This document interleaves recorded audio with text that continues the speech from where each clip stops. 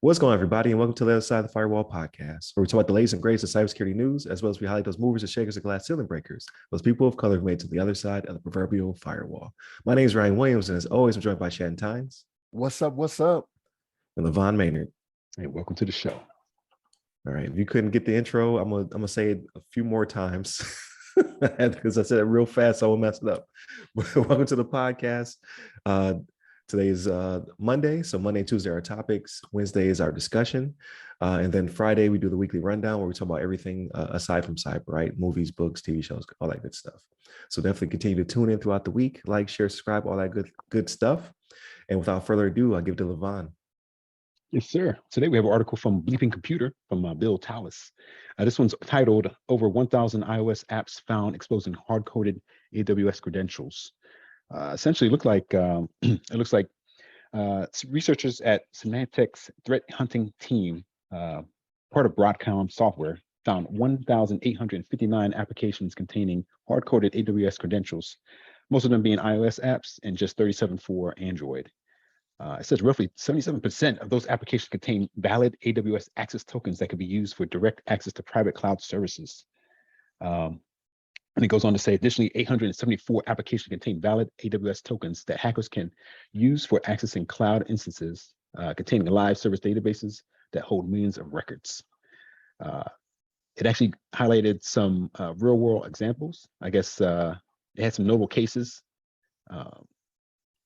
It says here one was like a B2B company provided internet and communication services to over 15,000 medium to large companies.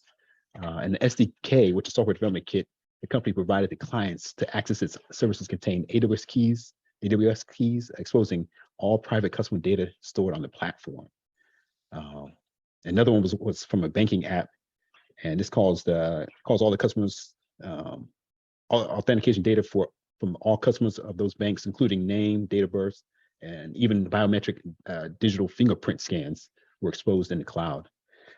So obviously this is a big issue. It seems like it's affecting mostly Android. It has some, mostly iOS, excuse me. Android doesn't have these you're so used to saying it. No, they don't have these kind of problems. It's kind of like, that was kind of foreign for me to even say it. I was like, what? That doesn't make any sense. So this is an iOS issue, mostly. But we have a few Android users out there that are maybe affected. But yeah, so it seems like it's a big thing. I mean, this is the article describes how, the reason for this happening is that a lot of these like SDKs, they have kind of like pre-made components so that developers don't have to like make their components or make their applications from scratch. So they ingest all these libraries and these other components from the SDKs to kind of build their apps. And a lot of these libraries already contain these credentials, these tokens. They kind of hard code, essentially like, I don't know, you want to say like username and passwords of these access, the access to these services in AWS. So typically, if you have application, they say that the reason this happens is Symantec highlights the following possibilities, like you're downloading assets and resources that are required for the app, usually large media files, recordings, or images. You can access configuration files for the app and or register the app, device, and collecting device information and storing it in the cloud. Accessing cloud services that require authentication, such as translation services, and some dead code, stuff that's just kind of been sitting there that hasn't been removed. So stuff just like, I guess if you're a software developer out there, just kind of take note, make sure that you can use tools to kind of scan these SDKs and these libraries to make sure they don't have hard-coded tokens and passwords, things like that, so that you kind of alleviate the risk to your user base. But it's kind of an interesting thing. It's like something I haven't heard this kind of issue in the news much at all. It's normally typically like, some sort of vulnerability that somebody's, embeds some code into your application and then gets access to your, to the stuff that you're trying to connect to legit, and then they can pull down data that way. But this is actually stuff that they're actually distributing. It's kind of like a what do they call it? Like a let's say like a software chain or like a supply chain. Yeah, supply chain attack. So you grab stuff that's actually legit you think it's safe, and it actually has a bunch of has some vulnerabilities or some risk tied to it. So you think you're safe, and then you get hung up with this. But I'll turn it over to you, Shannon. What you think about this one? So I got a couple things on this. First, just for all of y'all to know, so we do get on Ryan about all this Apple stuff, but he is fair. So like, here's the thing, he's fair, right? So like, I'll put it out there because he decides the run of the show, and he puts it out there to say, okay, I'm gonna eat this crow today. You know what I mean? So good for him, y'all. Yeah, Sweep on the rug. Like what Apple News? What Apple News? He's fair about it. But the other, yeah, I know, because we'll jump on him, right, LeVon? Like, right. I say that as the Apple trader I am, right? Because I still have my Apple phone, but the other thing with this, it was a little disheartening, right? So like, I know sometimes you can go into some of these stores, and before you even download something, like you kind of look and see who's developing it, right? Like see, kind of maybe research a company a little bit. Maybe it's just me. It could just be me, right? But like, I'll look at it and be like, okay, who is that? Who is that company? Look into it a little bit. But this is one of those things where it's like, these apps are coming up and coming out so fast. This is kind of very believable for me, right? Like, I know Apple's taking it on the chin this time, but LeVon, we got to be honest, right? Like, even though we like Android, right? Like, they've had their fair share of stuff that gets Store, right? But like, people just not taking the due care, right? Like, they're so like, okay, we know we can get a jump on getting this application out there. Let's do this. Let's make it happen. And like, the security aspect of it is one of those, we've talked about this before, how it seems like it's more tacked on at the end instead of started from the beginning. You know what I mean? Like, if you're going to use these libraries and use these things to get everything started up fast, like, take care of the security aspect from the beginning. Like, take care of hardening is what you call it, right?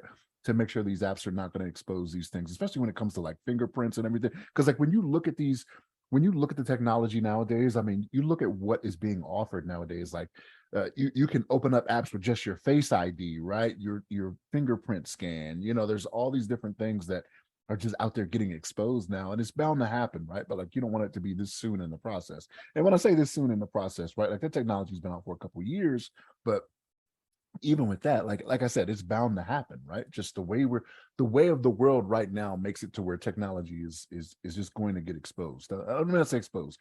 It's going to get going to be more vulnerable, and it's going to become less secure. I guess is what I'm going for. But yeah, Apple's got to take it on the chin this time, right? And I can't even say Apple's taking it on the chin, right? Like, it's not like Apple is doing it themselves. They're accepting this from people for their devices, right? So I don't want to sit here and be like, Apple, you doing wrong, but like, what is their oversight in all of this as well, right? So like, if somebody wants to put an app on there, I imagine Apple isn't just like, yeah, we imagine you did everything right. You know what I'm saying? Bless you, Ryan. We imagine. Thank you. Yeah, we imagine that their team, should have oversight as well. They're not just letting somebody just come on and put whatever on their store. You know what I mean? But yeah, it's a little disheartening, man. Especially when the number is so high. It was like 1,800 or something like that, wasn't it, LeVon? Something like that. Yeah, it was. Yeah, 1,857, I think it was. Or 59. 59. Yeah, it's crazy, man. But yeah, I mean, that's the world we live in, man. I mean, like I said, Apple, iOS, you taking it on the chin this week, but we'll see. Look, everybody. I said Ryan was fair, but we'll see what comes back next week. If we got right, if next week we're doing all three, three Android. Like, oh man, okay, all right. I gave him his props too early. You know what I mean? Yeah. But Ryan, what's your thoughts on this, man? Oh, so I would say two things, right? From my perspective. So one, the use of shrink wrap code is very is normal, right? Like, so when it comes to the software development lifecycle, if you want to push out a bunch of stuff really quickly, you will use prepackaged stuff. That's just the way it is. But again, like you mentioned, so did LeVon, like, security has to be baked in from the get-go. So had this already been vetted and QC'd before it started being used in thousands of applications, this probably would have never been a thing. So now someone out there potentially has the keys to the kingdom. Like, they have all this information and this ability to jump into different aspects of AWS and pull information out, or just cause something malicious, right? Like, to push out a patch that is not, something that's copacetic, like, it's just something that makes the vulnerability worse. So I would be surprised if a lot of these haven't already been patched. However, for those unpatched systems, they're extremely vulnerable right now. So whatever iOS update we're on now, I don't know, 15, 16, whatever, definitely pull your latest patches. If you use these type of apps, I know 16 of them were gambling apps, right? So like sport betting apps, stuff like that. You should always be careful in those situations. But the other 1,800, could have been something that's not as scrutinized, right? It could be on some kid's device that doesn't get updated on a regular basis. So now they're vulnerable, and so are everyone behind on the other side of the cloud, right?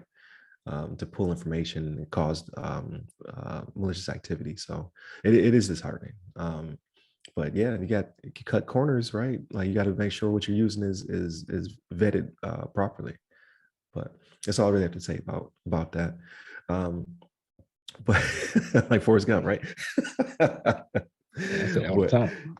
yeah. That's all I have to say about that. Well, thank you everybody for tuning in. Definitely check us out. Monday, Tuesday are topics. Wednesdays the discussion, and then Friday, like I said, is the weekly rundown where we talk about everything else. So hit up all of our websites to go by our name. You can hit me up personally. I'm at RyRy Security Guy. That's RYRY Security Guy. LinkedIn, Twitter, Clubhouse, and TikTok. And you, LeVon? Yeah, you can hit me up on the Twitters at LeVon Maynard. There it is. Stay safe. Stay secure. And take care.